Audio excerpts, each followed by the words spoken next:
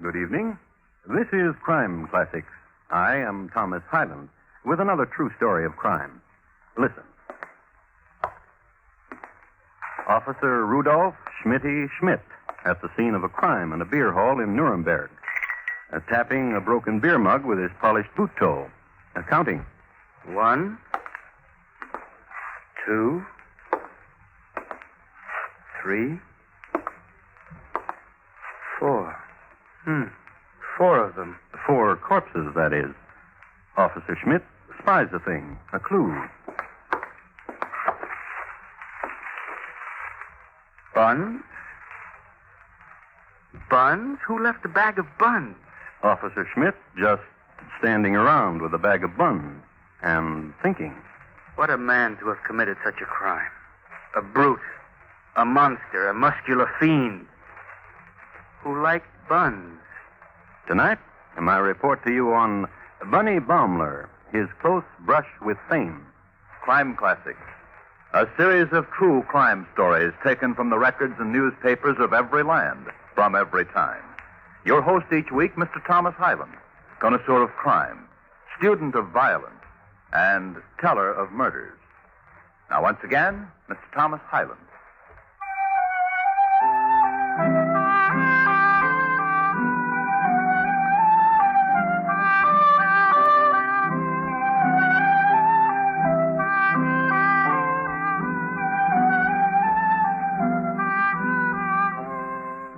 Herr Willy Scheimerhorn was the master singer of Nuremberg in 1820 and held sway for 3 golden years until he lost his voice in a manner which sent a ripple of laughter across the continent. Other amusements Nuremberg furnished the continent, clever toys, handsome clocks, and wonderful beer. And not too long ago, the city had become part of Bavaria, and its streets now teemed with Tyrolean hats, knitted socks, and jerkins. Somehow a kind of golden glow suffused the city and drifted through its ancient streets, becoming one with the patina laid there by the soft Bavarian music. A place of gentleness and quiet laughter. Stand still so I can hit you! Except at number 23 Bruderstrasse. So mellowing you is no more than an ounce. Helga? Worthless. Helga, please. Good for nothing. Well, listen. Oh, that I should have such a husband as you. Please listen. No. You're the one who listens. Next door is Frau Diebel, and she is sick in bed. And you know why she's sick in bed? From laughing at you. Baumler! I'm sorry, Oh, nothing you do turns out right. Nothing. Oh, I wouldn't say that. I will say it. This morning, for example, you went out to chop the wood, and you chopped the dachshund. It was a misty morning. Come here. And I kept telling Bruno not to sleep on the wood pile. Even now, Bruno's head has got more brains than you have. Oh, Helga. Helga. Get away. Get out. Please, Helga. Please what? One more chance. Oh, you're small and you're not handsome and you bumble. I ask myself constantly why I ever married you. Because I love you. I'll show you I love you. How? The watch you admire near Kleinholz's jewelry shop, you shall have it. Where did you get 400 marks? Helga, Bunny's got away. You know Bunny's got away. Oh. Helga, come here. Come here, Helga. Oh, dear. Helga. Oh, dear Bunny. When will you have the watch? Tonight. Now, hush. Hush.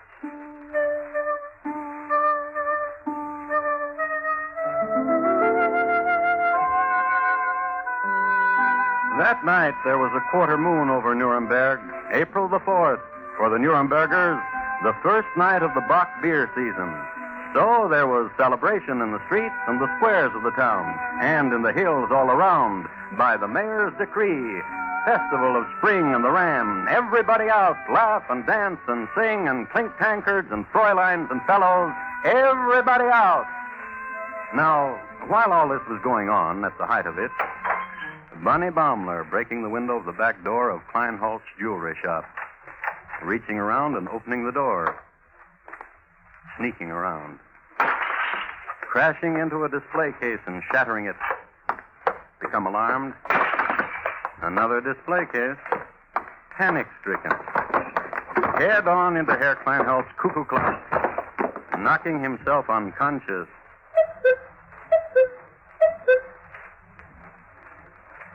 Is this not a dirty thief? Being awakened the next morning by the police. Yes, this is a dirty thief. Huh? Did you not commit a crime? Oh. Yes, you did commit a crime. Yes, he did commit a crime. And he was sentenced to 3 years in jail for breaking and entering. It just seemed that Bunny Baumler put a hex on everything he touched. Fellow inmates noticed this and shunned him. Thus, Bunny became a lonely man. Then one day, 3 years later, he was released, and he went home. Helga. Helga. Hello, Helga. You're back. I missed you. Why did you come back? Why? To make a mockery of my life again. To make it a laughing stock. I love you, Helga. I love you, Helga. Please don't. Please don't. Oh, Helga. What? What do you want? Why didn't you come and visit me? I'll tell you why. Because I had no time. Because my husband was in jail and I had to work so I would not starve. Helga, What now? I brought a watch. What? A watch, Helga. Remember the last time I saw you, I said I was going to get you a watch? Well, here it is. Not a very good one. I agree it's not the watch you wanted, but it's all I could afford. I stopped in here at Kleinholz's jewelry shop, and I apologized. And with the 10 marks the warden gave me, I bought a watch. Here, Kleinholz gave me a special. Such a watch. Oh, let me pin it to you. Well, all right. You'll see, I've changed. We'll be very happy. Oh, Helga. Dumb-head Baumler! I did not mean to stick you. Take this watch. Helga. You broke the watch. I worked 3 years. Oh, get out. No, Get out of please, here. please let me stay. Where will I go? What will become of me? I love you so much. I love you so dearly. Listen, I'll work hard and we'll get rich. I will be rich. And you'll be proud and you'll wear fine things and ride in carriages. Oh, Helga, I do love you so. Why should I fool myself? Fool yourself. I am the kind of woman a man like you deserves. You're beautiful. And you're kind and you're gentle and you're understanding. And you're my life. And I love you. Listen. Are you hungry? Yes. Well, here's money. Go to the baker and buy buns. While you're gone, I'll start a rabbit stew. And listen. I love you. And listen. With the change, you may stop at the beer hall and have a glass of beer. A glass of... My Helga! Go, go.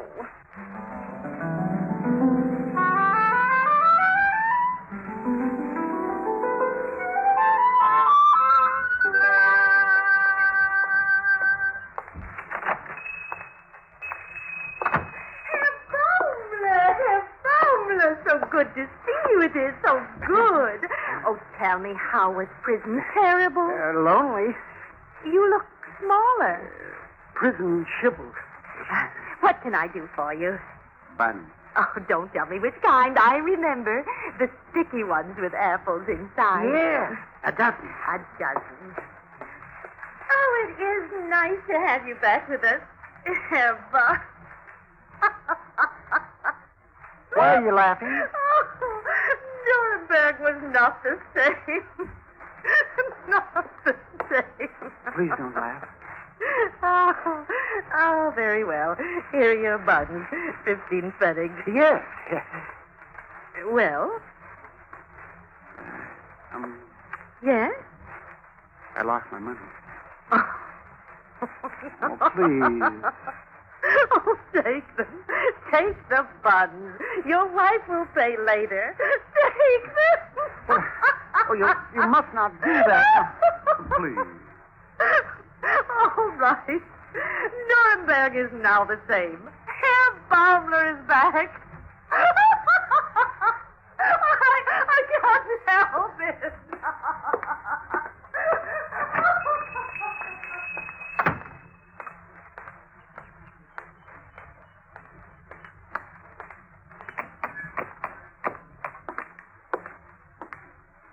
Frau Schnitzler?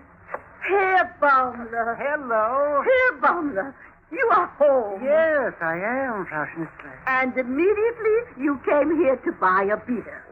Not exactly. Oh, in a beer hall? You did not come exactly to buy beer? Well, I was down the street at the baker's, and I thought I'd drop in to look around, see if anything's changed. See if... Permit me. I am so happy to see you. I must give you welcome. So, a beer on the house. On the house. But your sign up there. Oh, forget the sign. This one is free. Thank you. And besides, this is a happy occasion. Oh? In the back, my husband talks to my daughter's fiancé. Oh, how is your daughter? Oh, at last. Congratulations. Oh, and such a dowry. So expensive. Oh, I drink to the young people's happiness.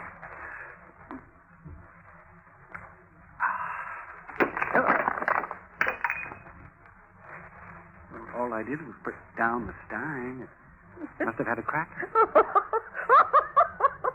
Herr Baumler is back. Herr Baumler is back. Oh, my. I beg your pardon. That's all right.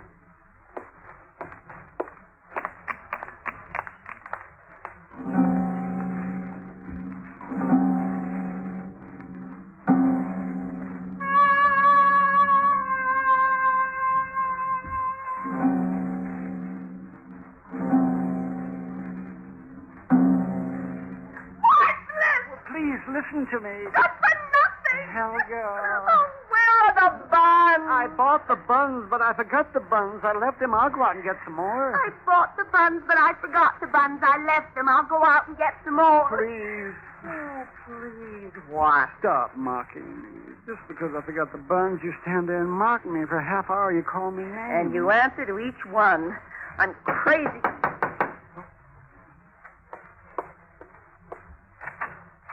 Is this the residence of Herr Baumler? Yes. May I come in, please? Yes. What is it? What does the policeman want here? Herr Baumler, Yes? are these your buns? Oh, here, take them and tell me, are these your buns? Oh, yes. 8, 9, 10, 11, 12. Yes. They're my buns. Then you were in the beer hall of Herr and Frau Schnitzler. Recently. Herr Schnitzler, you will recall, a big man, huge. His wife, an Amazon. His daughter, likewise, but heavier. His prospective son-in-law towers over all of them. Yes? A few moments ago, their bodies, the bodies of all four of them, were found in the beer hall. Beaten, bludgeoned, Dead? all four of them. Murdered. The work of a great criminal, of audacity and feeling, of strength and fury and passion, Officer? of boldness to have murdered four. What, a man could do this? Officer, A crime unparalleled in the annals of Nuremberg. And I did it. And I did it.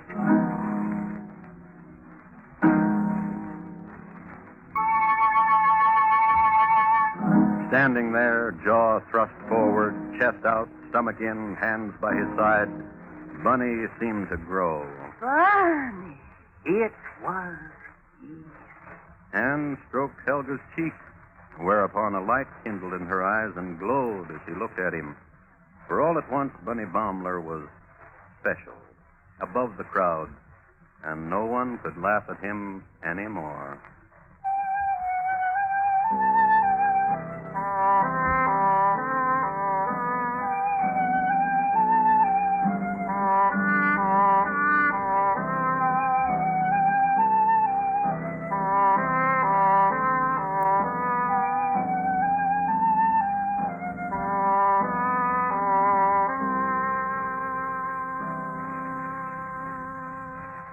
You are listening to Crime Classics and your host, Thomas Hyland. His report to you on Bunny Baumler, his close brush with fame.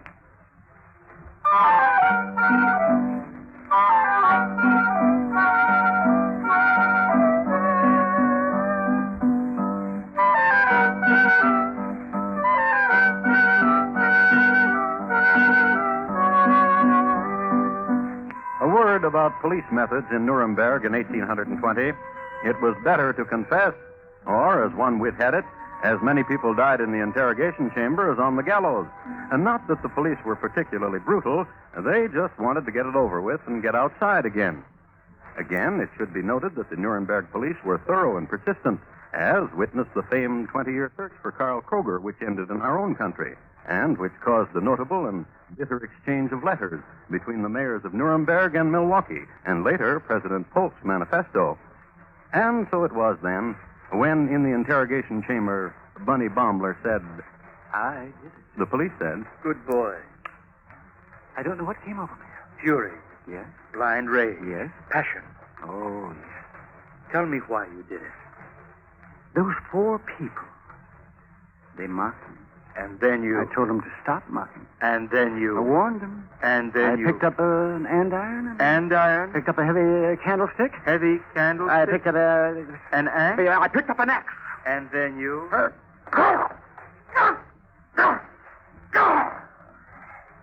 Good boy.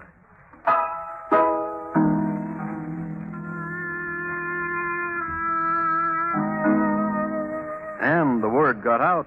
It was none other than Bunny Baumler who had taken an axe to Herr and Frau Schnitzler and Fräulein Sophie and Herr Gertner, Sophie's fiancé. Suddenly, Bunny's name was on everyone's lips. A hero of frightfulness, a dread colossus, Bunny Baumler, murderer. Bunny? How does it happen you have the name of Bunny? When I was a boy, Magistrate, And? I was timid. And you ran away when there was trouble. Yes, sir. Then how is it you had the courage to kill 4 people? I've changed. 4 large and strong people. I've changed completely.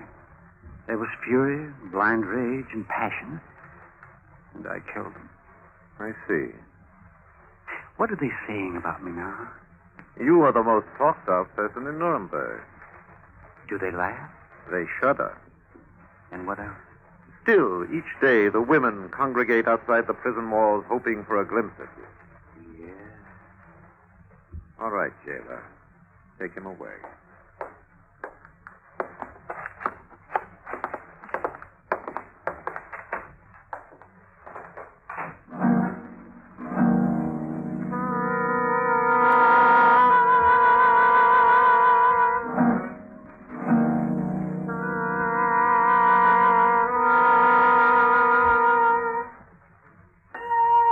I would like to tell you a little about this magistrate Bunny just spoke with.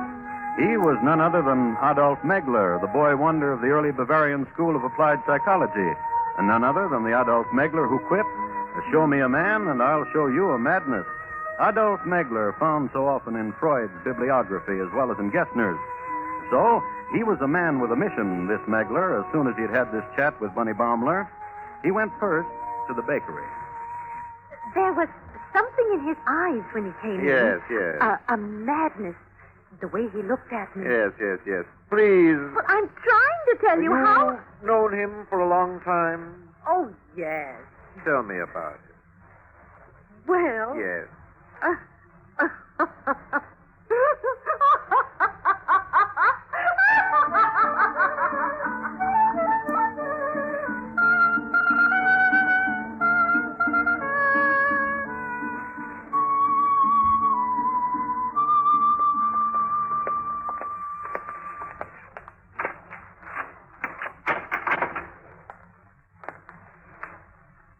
Thank you, turnkey. I'll call you when I need you. Otto Koska? Yes? I am Adolf Megler, magistrate. What do you wish of me? Bunny Baumler served a 3-year jail sentence in this cell, did he not? And you were his cellmate, were you not? Yes? What kind of man was he? What's the matter? Bunny? Bunny Baumler? That's right. Tell me about him. Yeah, I want to. I need the laughing. Oh? Oh, Baumler, a clown. Oh? He was comical. He could never do anything right. Once, Once what?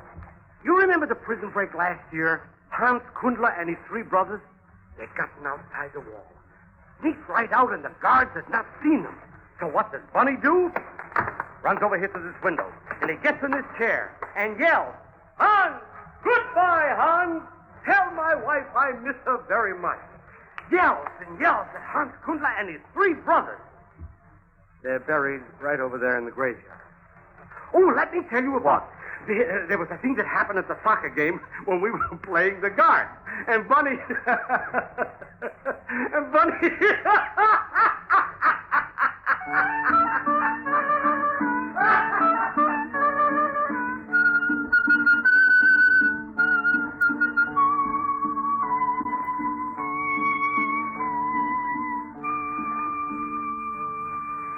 I need to know about him, Frau Baumler. What can I say? The kind of man he is. Oh, you know the kind of man he is.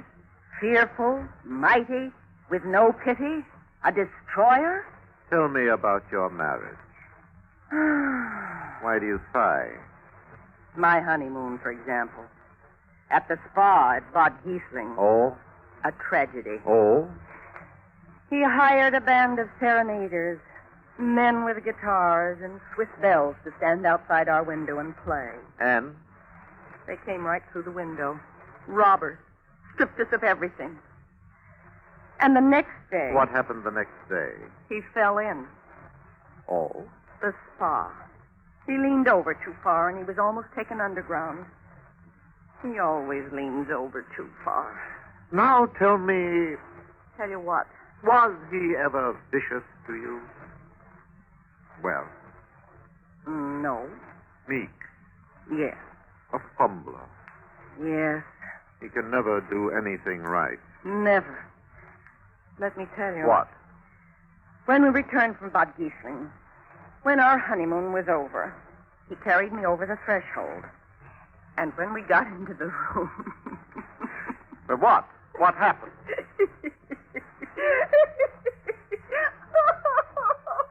Oh, Bunny! Bunny!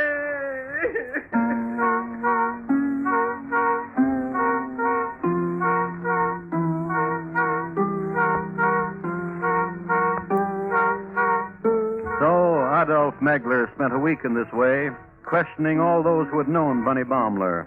And this, in summation, was the reaction to Bunny when recalled as the man he used to be.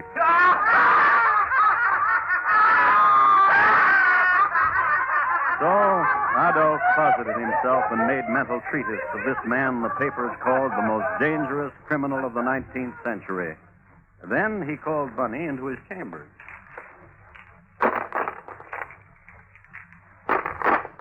And when you're finished taking off his chains, jailer, you may leave.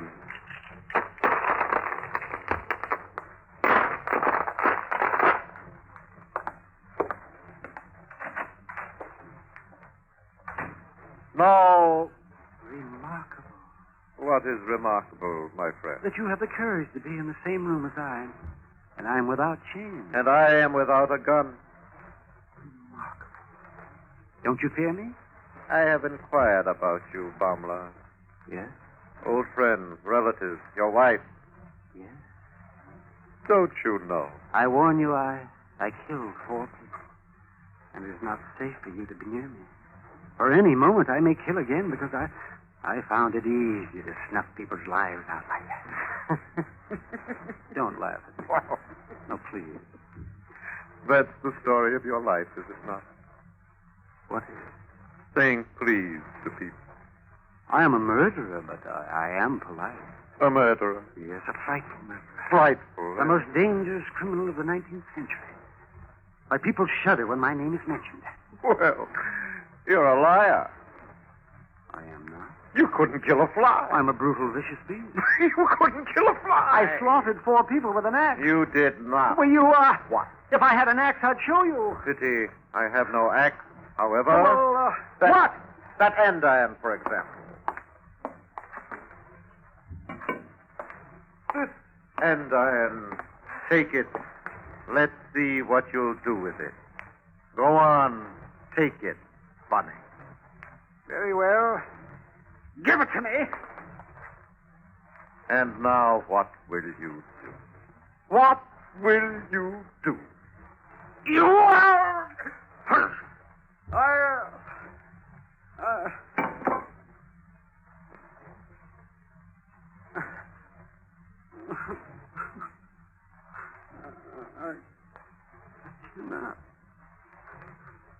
I cannot.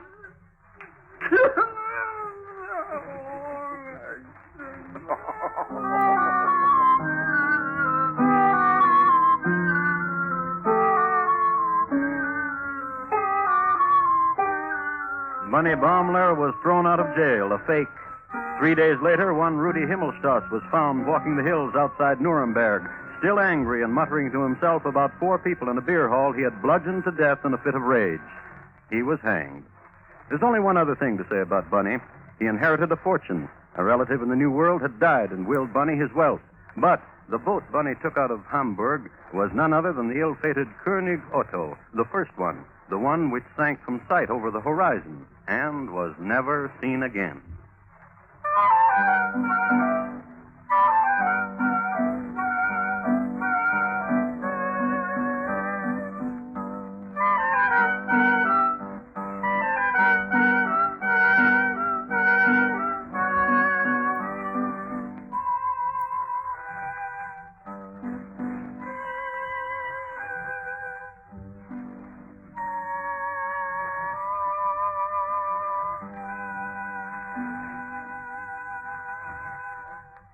In just a moment, Thomas Hyland will tell you about next week's crime classic.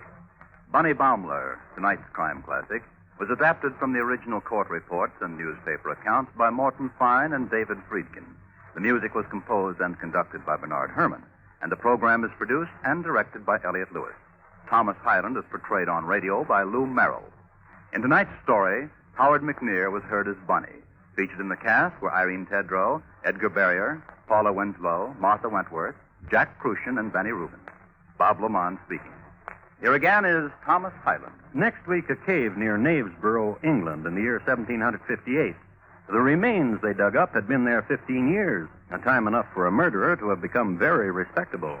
It's listed in my files as Mr. Clark's skeleton in Mr. Aram's closet. The noise it made. Thank you. Good night.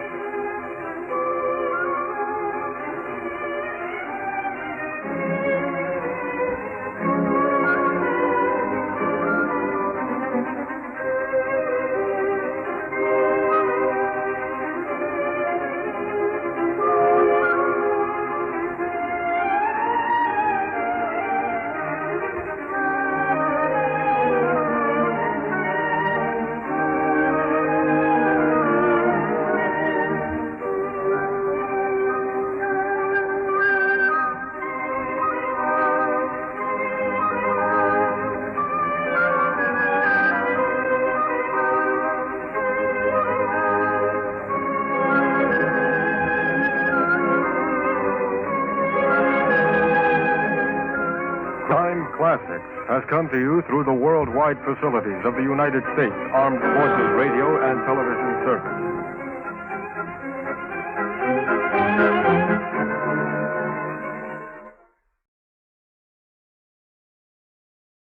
This has been a Radio Vault presentation. RadioVault.com.